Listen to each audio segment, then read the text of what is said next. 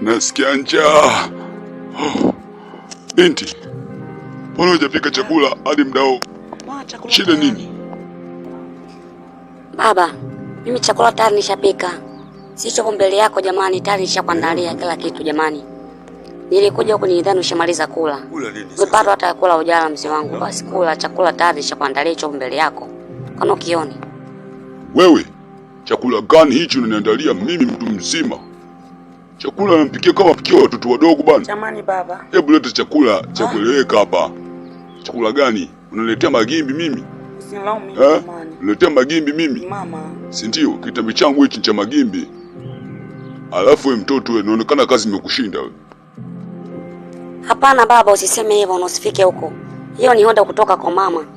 Na kuhusu lile swala ambalo ulikuwa unaniomba kila siku, leo nataka ni kujibu vizuri. Mimi kutokana na ulivyosema na ahadi zako, mimi nimeona haina. Wewe nini kimya? Alafu mzee jeshim basi. Jamani, yaani mdemu namuona siku zote mkumu na mmesea mate. Jamani, mbona unapenda kuchukua vitu vyetu wewe? Hii sio vitu vyako mzee, kausha. Wewe, inaonekana ni mjinga sana. Mambo ya ukubwa unaingilia, si ndio? Huyu ni sesi yako huyu? Ujinga gani? Hapo sawa na mimi nimemuoa mama yako mtu mzima.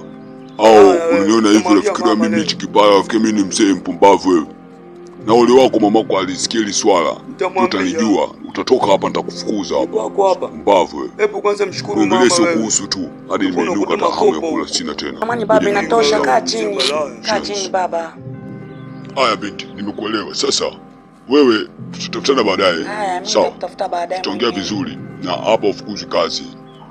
Ufukuzi kazi. Achana na mjinga huyu. Anakuja eti wewe ni vitu vyake. Unaona watoto wa siku hizi kweli? Mtoto mdogo unasimama na baba yako kupinzana mbele ya mwanamke. Sio ni ujinga. Alafu sawa. Hebu nenda tutaonana.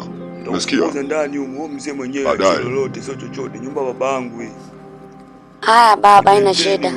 Lakini napata changamoto kubwa sana, hata mwanao. Pia mambo unaozungumzia wewe pia anazungumza tena kwangu. Kwa unachanganikiwa, nimwache yupi? Nimkubali yupi?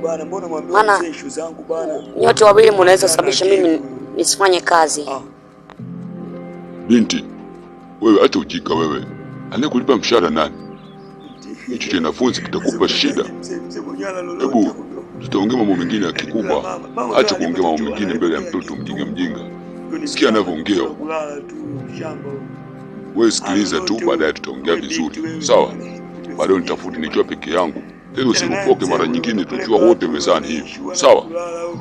Haya. Ndiyo baba. Ila ule mtoto aliniambia kwamba wewe sio msiko wa nyumba hii, wewe ni kama kibenkeni tu, na ndio maana anakuzoea. Eti ni kweli?